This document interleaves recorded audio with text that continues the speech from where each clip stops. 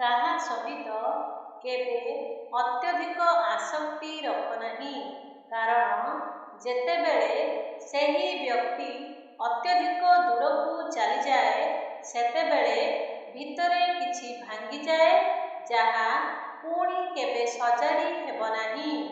ତୁମର ଆଶା ଯେତେ କମ୍ ହେବ, ତୁମର ଅସୁବିଧା ସେତେ କମ୍ ହେବ। ଲୋକ କ'ଣ କହିବେ ସେ ବିଷୟରେ ଚିନ୍ତା କର ନାହିଁ, ଯେପର୍ଯ୍ୟନ୍ତ ତୁମେ ନିଜେ ଠିକ୍ ରହିଛ। ଯେତେବେଳେ ଚିନ୍ତାଧାରାର ଗଭୀରତା ସୀମାତଳକୁ ଚାଲିଯାଏ, ସମ୍ପର୍କର ପୃଷ୍ଠରେ ଫାଟ ଦେଖାଯାଏ। ସମ୍ପର୍କ କମ୍ କରନ୍ତୁ, କିନ୍ତୁ ହୃଦୟ ସହିତ ସେଗୁଡ଼ିକୁ ବଜାୟ ରଖନ୍ତୁ, କାରଣ ଭଲ ଖୋଜିବାରେ ଲୋକମାନେ ପ୍ରାୟତଃ ସର୍ବୋତ୍ତମକୁ ହରାଇ ଦିଅନ୍ତି ଏବଂ ଯେତେବେଳେ ସେମାନେ ବୁଝିପାରନ୍ତି ସେତେବେଳେ ବହୁତ ଡେରି ହୋଇଯାଏ। ଘର ବଦଳିପାରେ, ସମୟ ବଦଳିପାରେ, ଏହା ସହିତ କୌଣସି ବଡ଼ କଥା ନୁହେଁ, କିନ୍ତୁ ଯେତେବେଳେ ତୁମର ନିକଟତର କେହି ପରିବର୍ତ୍ତନ ହୁଏ ସେତେବେଳେ ହୃଦୟ କାନ୍ଦିଥାଏ। କିନ୍ତୁ କେତେକ ସମୟରେ ଏକ ଛୋଟ କଥା କାହାର ହୃଦୟରେ ଏତେ ବଡ଼ ଗଣ୍ଠି ବାନ୍ଧିଦିଏ ଯେ ସେ ସମ୍ପର୍କ ବଦଳିବାରେ ହିସାବ ରଖିବା ଆରମ୍ଭ କରେ। କେବେ ଭୁଲନ୍ତୁ ନାହିଁ, ହାତରେ ବନ୍ଧା ଗଣ୍ଠି କେତେବେଳେ ଦାନ୍ତରେ ଖୋଲିବାକୁ ପଡ଼ିଥାଏ। ଭାବନ୍ତୁ ନାହିଁ ଯେ ଆପଣ ଅନ୍ୟ କାହା ସହିତ ଯାହା କରିଛନ୍ତି ତାହା ଆପଣଙ୍କ ସହିତ ଘଟିବ ନାହିଁ, କାରଣ ଏହି ଦୁନିଆ ଗୋଲ ଏବଂ କାର୍ଯ୍ୟ ଫେରିଆସେ। ଯଦି କାନ୍ଥଗୁଡ଼ିକର କାନ ଥାଇପାରେ, ତେବେ ଦୂତମାନଙ୍କ ହାତରେ ମଧ୍ୟ କଲମ ଥାଇପାରେ। ଯେତେବେଳେ ଆମେ ସେହି ଈଶ୍ୱରଙ୍କୁ ଦୁନିଆ ଅପେକ୍ଷା ଅଧିକ ଯତ୍ନ ନେବା ଆରମ୍ଭ କରିବୁ, ସେତେବେଳେ କୌଣସି ଭୟ ରହିବ ନାହିଁ, ବିଶ୍ୱାସର ବିକଶିତ ହେବ। ଭଲ କାମ କରନ୍ତୁ, ଯନ୍ତ୍ରଣା ବାଣ୍ଟନ୍ତୁ, କାରଣ ଶେଷରେ କିଛି ତୁମ ସହିତ ଯିବ ନାହିଁ, କେବଳ ଏକ ମହାନ ଚିନ୍ତାଧାରା ଏବଂ କିଛି ଭଲ କାର୍ଯ୍ୟ ତୁମର ପରିଚୟ ହେବ। ଜୀବନ କେବଳ 4 ଦିନ ପାଇଁ, ଏହାକୁ ଖୁସିରେ ବିତାଇ ଦିଅ। କାହାର ହୃଦୟକୁ କଷ୍ଟ ଦିଅ ନାହିଁ, କାରଣ ତୁମେ ଆଜି ଯାହା ଦେବ ସେ କାଲି ତାହା ଫେରାଇ ଦେବେ। ଭଲ କର, ତାହେଲେ ହୁଏତ ଭଲ ହେବ, କାରଣ ଈଶ୍ୱର ବିଳମ୍ବରେ ଗଣନା କରନ୍ତି, କିନ୍ତୁ ସେ ଭୁଲନ୍ତି ନାହିଁ। କେତେକ ସମୟରେ ମାତା ଏବଂ ପିତାଙ୍କ କଥା ତିକ୍ତ ମନେହୁଏ, କିନ୍ତୁ ସେମାନଙ୍କର ପ୍ରଭାବ ତିକ୍ତ ଔଷଧ ପରି ଧୀରେ ଧୀରେ କିନ୍ତୁ ଏହା ସୁସ୍ଥ ହୁଏ। ସେମାନଙ୍କ ଉପରେ ବିଶ୍ୱାସ ରଖ, ଯେପରି ଆମର ଔଷଧରେ ବିଶ୍ୱାସ ଅଛି, କାରଣ ଏହା ଆପଣଙ୍କ ପାଇଁ ମଙ୍ଗଳ ହୋଇଥାଏ।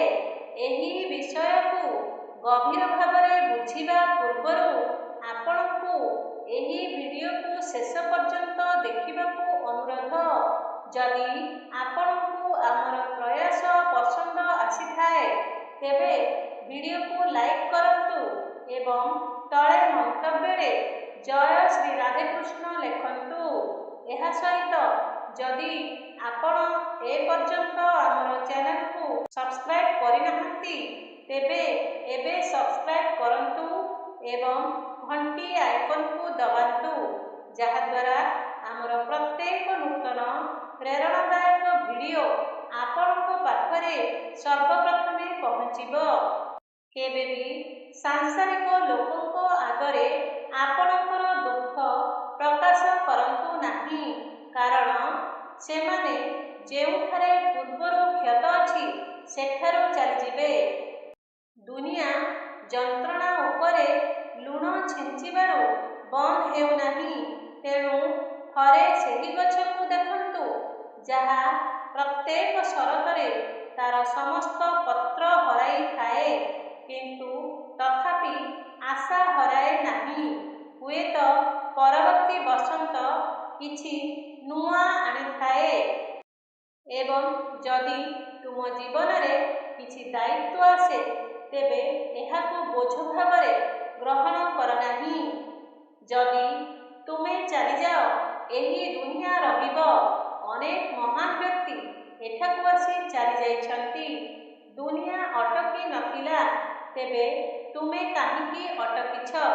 ଯେତେବେଳେ ଜଣେ ବ୍ୟକ୍ତି ତାଳର ରେଖାରେ ଭବିଷ୍ୟତ ଖୋଜିବା ଆରମ୍ଭ କରେ ତେବେ ବୁଝିଛ ଯେ ଯଦି ତାର ବାହୁରୁ ଶକ୍ତି ଓ ମନରୁ ବିଶ୍ୱାସ ହଜିଯାଏ ତେବେ ଭାଗ୍ୟ ମଧ୍ୟ ଦ୍ୱାର ଠକ୍ ଠକ୍ କରି ବନ୍ଦ ହୋଇଯାଏ।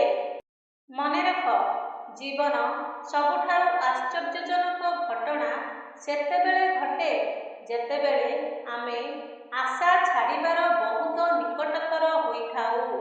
କେବଳ ଧୈର୍ଯ୍ୟର ଏକ ନିଶ୍ୱାସ, ଦୃଢ଼ତାର ଏକ ମୁହୂର୍ତ୍ତ ଏବଂ ଏହା ହିଁ ଜୀବନ ଯାହା ତୁମକୁ ସଫଳ କରିବ।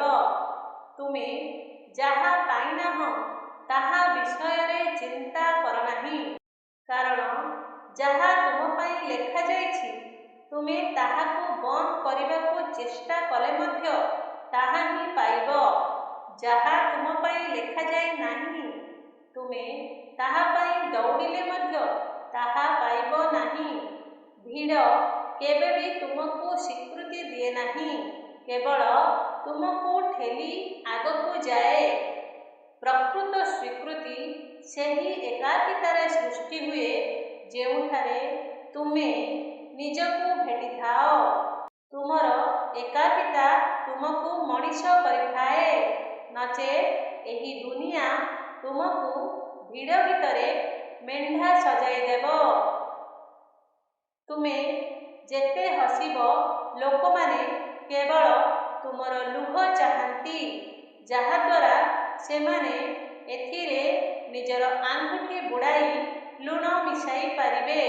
ତେଣୁ ଯଦି ତୁମେ କାନ୍ଦିବାକୁ ଚାହୁଁଛ ଘର ଭିତରେ କାନ୍ଦ, କିନ୍ତୁ ସବୁବେଳେ ହସି ହସି ଦ୍ୱାର ଖୋଲ, କାରଣ ତୁମେ ଏହି ଦୁନିଆରେ ସମୟ ସହିତ ଅନ୍ୟ ସମସ୍ତଙ୍କୁ ପରିବର୍ତ୍ତନ ହେବାର ଦେଖିବ। ଏହି ଦୁନିଆରେ ସବୁଠାରୁ ଗଭୀର ଆଘାତ ପ୍ରାୟତଃ ଆମର ନିଜ ଲୋକଙ୍କ ଦ୍ୱାରା ଦିଆଯାଇଥାଏ, କାରଣ ଅପରିଚିତ ଲୋକମାନେ କେବଳ ପୃଷ୍ଠକୁ ସ୍ପର୍ଶ କରନ୍ତି। କେବଳ ଆମର ନିଜ ଲୋକଙ୍କ ପାଖରେ ମୂଳ ହଲାଇବାର ଶକ୍ତି ଅଛି। ଯେ ହଜାର ହଜାର କିଲୋମିଟର ଦୂରରେ ବସିଥିବା ବ୍ୟକ୍ତିଙ୍କୁ ଦେଖିପାରେ ଏବଂ ଶୁଣିପାରେ, କିନ୍ତୁ ପାଖରେ ବସିଥିବା ନିଜ ଲୋକଙ୍କର ଯନ୍ତ୍ରଣା ଦେଖିପାରେ ନାହିଁ କିମ୍ବା ଅନୁଭବ କରିପାରେ ନାହିଁ। ଆଜିକାଲି ଜଣେ ବ୍ୟକ୍ତିଙ୍କ ଆଚରଣ ତାଙ୍କ ଧନ ଏବଂ ଧର୍ମ ସହିତ ପରିବର୍ତ୍ତନ ହୁଏ। ଯେତେବେଳେ ତାଙ୍କ ପାଖରେ ଧନ ଥାଏ ସେ ଗର୍ବର ସହିତ ଚାଲେ ଏବଂ ଯେତେବେଳେ ତାଙ୍କର ଧର୍ମ ଥାଏ ସେହି ବ୍ୟକ୍ତି ନମ୍ର ଭାବରେ ଚାଲେ।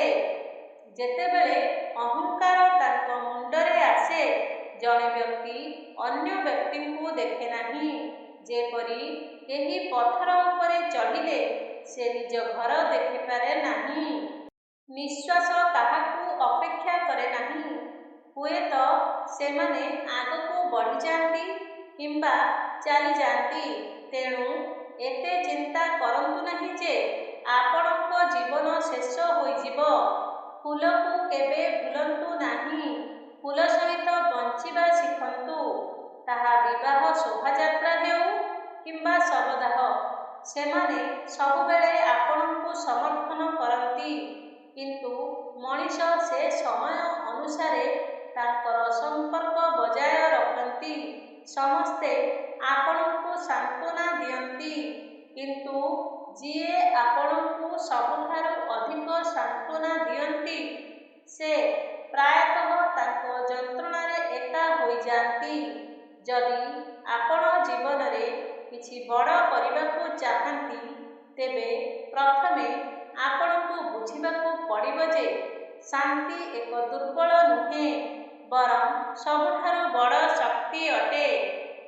ଧୀରେ ଧୀରେ ଚାଲିବା ପରାଜୟ ନୁହେଁ, ବରଂ ଏହା ଦର୍ଶାଏ ଯେ ଆପଣଙ୍କର ଗନ୍ତବ୍ୟସ୍ଥଳରେ ପୂର୍ଣ୍ଣ ବିଶ୍ୱାସ ଅଛି। ସବୁକିଛି ବୁଝିବାର ଶୀଘ୍ରତା, ପ୍ରତ୍ୟେକ ପ୍ରଶ୍ନର ତୁରନ୍ତ ଉତ୍ତର, ଏସବୁ କେବଳ ଆପଣଙ୍କ ଭିତରେ ଥିବା ଭୟର ପରିଚୟ। ଡଙ୍ଗାରୁ ଓହ୍ଲାଇବା ସମୟରେ ଆପଣଙ୍କ ପାଦ ସଜାଗ ରଖନ୍ତୁ, କାରଣ ଧାରରୁ ମାଟି ମଧ୍ୟ ଖସିଯାଏ। କେତେକ ସମୟରେ ଯାହା ଦୃଢ଼ ଦେଖାଯାଏ ତାହା ସ୍ଥିର ନୁହେଁ, ତେଣୁ ଭିତରେ ସ୍ଥିରତାକୁ ଧରି ରଖନ୍ତୁ, କାରଣ ବାହ୍ୟ ଜଗତ ପ୍ରତିଦିନ ପରିବର୍ତ୍ତନ ହୁଏ। ଯଦି ଏହି ଭିଡ଼ିଓଟି ଆପଣମାନଙ୍କୁ ଭଲ ଲାଗିଥାଏ, ଭିଡ଼ିଓଟିକୁ ଲାଇକ୍ କରି ଚ୍ୟାନେଲକୁ ସବସ୍କ୍ରାଇବ୍ କରନ୍ତୁ ଏବଂ କମେଣ୍ଟରେ ଜୟ ଶ୍ରୀକୃଷ୍ଣ ଲେଖନ୍ତୁ। ଏହିପରି ନୂଆ ନୂଆ ଭିଡ଼ିଓ ଦେଖିବା ପାଇଁ ଆମ ଚ୍ୟାନେଲ ସହିତ ଯୋଡ଼ି ହୋଇ ରୁହନ୍ତୁ। ପୁନର୍ବାର ଦେଖା ହେବ ଏକ ନୂତନ ଭିଡ଼ିଓ ମାଧ୍ୟମରେ। ସମସ୍ତେ ଭଲରେ ରୁହନ୍ତୁ, ଖୁସିରେ ରୁହନ୍ତୁ। ସେ ପର୍ଯ୍ୟନ୍ତ ବିଦାୟ ଦିଅନ୍ତୁ। ଜୟ ଶ୍ରୀକୃଷ୍ଣ। ରାଧେ ରାଧେ। ଧନ୍ୟବାଦ।